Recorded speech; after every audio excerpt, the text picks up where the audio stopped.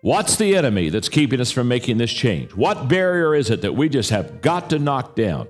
Most of the time, in any business, people set themselves barriers that are difficult to cross. If you want to go to another level, to make a change, you have to remove these barriers. Is it hard? Is it easy to remove these barriers? What do you think? Effective change usually begins with the inside-out change rather than the outside-in change.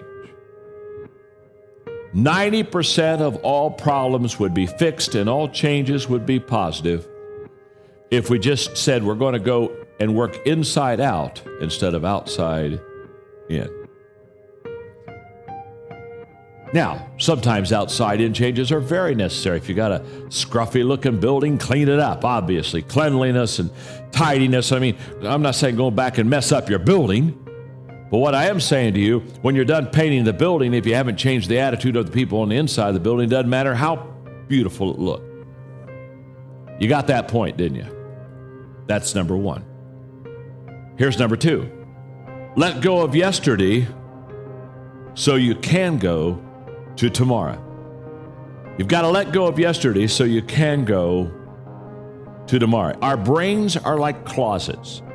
Over time, they are filled with things that we no longer use, things that don't fit. Every once in a while, they need to be cleaned out. I wish the attitude were tangible. I wish it were in the head, and I wish there was a zipper on the head. That you could just unzip a person's head, reach in, pull out the attitude, and spray it off. Just kind of what, say, excuse me, your attitude needs a huge cleaning right now. You know what I'm saying? And just spray, and then stuck it back in, and zip that sucker up, and pat him on the back of the head and say, go. You know what I mean? I wish it were that easy. But they hit it just exactly right. There are just some things in your life you got to let go before you can move on. Remove barriers. If you're going to have to help people change, you've got to get the barriers out of their way.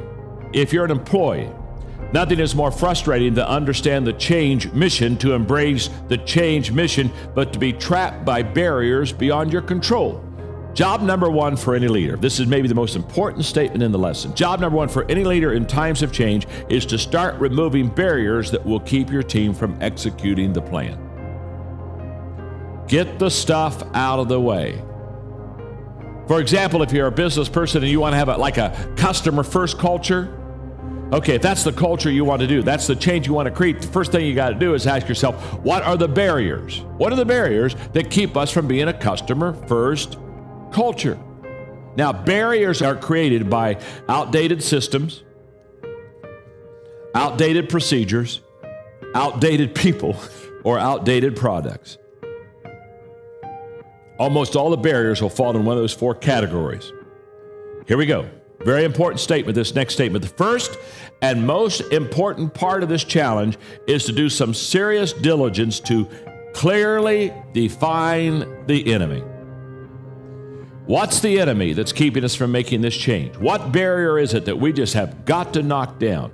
This requires getting input from everyone, especially those frontline employees who are dealing directly with their customers. Change what needs to change, not what is easy.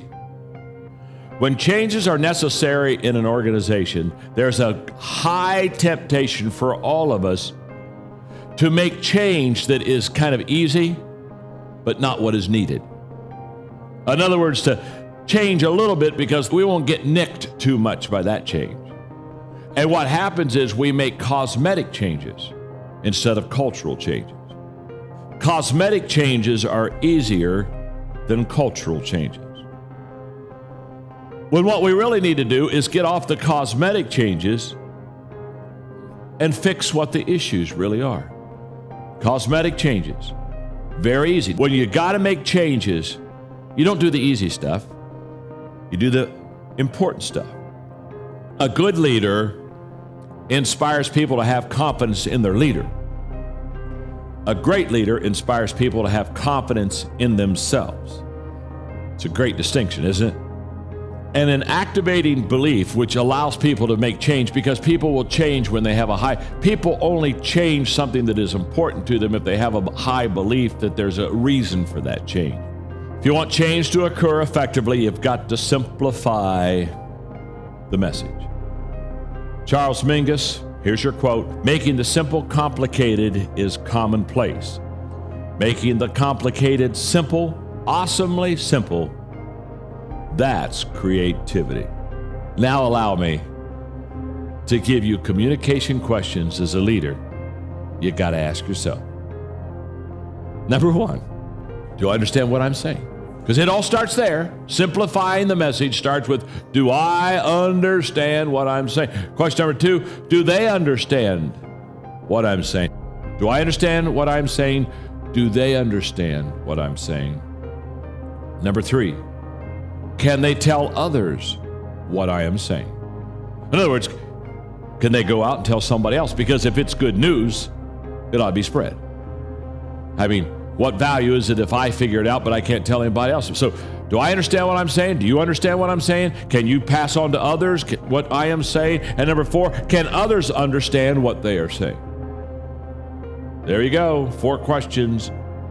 Simplicity should continue to last from the speaker to the people that they're going to speak to.